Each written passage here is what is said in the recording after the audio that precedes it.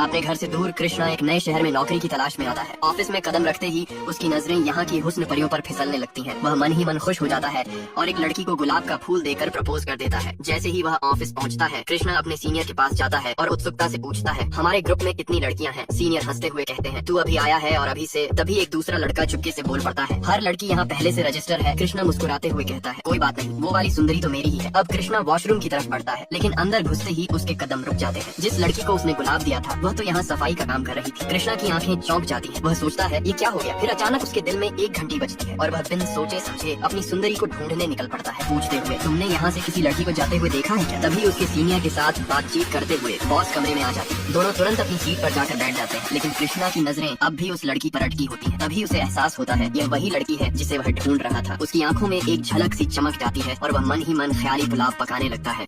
कृष्णा अपनी बॉस को इम्प्रेस करने के लिए उसके घर पहुंचता है, जहां कंपनी का मैनेजर पहले से मौजूद होता है। उसकी बाइक मैनेजर की गाड़ी से टकरा जाती है और कृष्णा उसकी क्लास ले लेता है। तभी वृंदा बाहर आकर बताती है कि ये उनकी कंपनी के मैनेजर हैं। शर्मिंदा होकर कृष्णा माफी मांगता है। इसके बाद वृंदा मैनेजर के साथ जाने के बजाय कृष्णा के साथ ऑफिस के लिए निकल जाती है। एक दिन ऑफिस में भगदड़ मच जाती है। केबिन से धुआं उठता देख कृष्णा बिना सोचे समझे वृंदा को बचाने दौड़ पड़ता है, लेकिन खुद बेहोश हो जाता है। होश आने पर पता चलता है कि ये मॉक ड्रिल थी और उसे बताया जाता है कि उसने बेवजह शीशे और कंप्यूटर तोड़ दिए। कुछ देर बाद 7-8 गुंडे कृष्णा को धमकाने आते हैं कि वृंदा का पीछा छोड़ दे, क्योंकि उसे मैनेजर पसंद करता है। कृष्णा चुपचाप वहाँ से चला जाता है। फिर वह वृंदा से मिलता है और वृंदा उसे शाम को क्लब आने का न्योता देती है। क्लब में मैनेजर की नजर वृंदा और कृष्णा पर पड़ती है। वह अपने गुंडों के साथ उसके पास बैठकर कृष्णा का मजाक उड़ाता है। वृंदा और कृष्णा डांस करने लगते हैं। डांस के बाद घर लौटते वक्त मैनेजर वृंदा को लिफ्ट देने की पेशकश करता है, लेकिन वृंदा मना कर देती है और कृष्णा से बाइक लाने को कहती है। जैसे ही कृष्णा पार्किंग में पहुँचता है, मैनेजर के गुंडे उसे घेर लेते हैं। एक तरफ वृंदा बेचैनी से कृष्णा का इंतजार कर रही थी, तो दूसरी तरफ मैनेजर के गुंडे कृष्णा को खत्म करने के लिए तैयार खड़े थे। लेकिन कृष्णा वो नहीं जो डर जाए। उसने उन सबकी जमकर धुलाई की और सीधा वृंदा के पास पहुंचा। मैनेजर गुस्से से चिल्लाया, वृंदा मेरी है, लेकिन वृंदा ने उसकी तरफ देखते हुए ठंडे लहजे में कहा, मैं किसी की नहीं हूँ, मैं फ्री हूँ। इतना कहकर वह कृष्णा के साथ चल दी। रात के सन्नाटे में वृंदा ने कृष्णा से कहा, तुम्हारे साथ मैं सेफ महसूस करती हूँ। दोनों ने पूरी रात हंसी मजाक और मस्ती में बिताई। इसी बीच वृंदा मुस्कुराते हुए बोली, जो भी लड़की तुमसे शादी करेगी वो वाकई बहुत खुशनसीब होगी। तुम्हारी जगह कोई और होता तो मेरा फायदा उठाने की कोशिश करता, पर तुम अलग हो। कृष्णा ने उसकी बात पर हल्का सा हंसा और कहा, इतना भोला बनने की जरूरत नहीं है, तुम सब समझती हो। फिर उसने एक फूल निकाला, उसकी तरफ बढ़ाया और कहा, वृंदा मैं तुमसे प्यार करता हूँ। वृंदा ने फूल लिया, खिलखिलाई और बोली, लेकिन किसी को बताना मत। कृष्णा की खुशी का ठिकाना नहीं रहा। सुबह होते ही उसने वृंदा को मैसेज किया, लेकिन वृंदा सोच में पड़ गई कि अब इससे पीछा कैसे छुड़ाया जाए।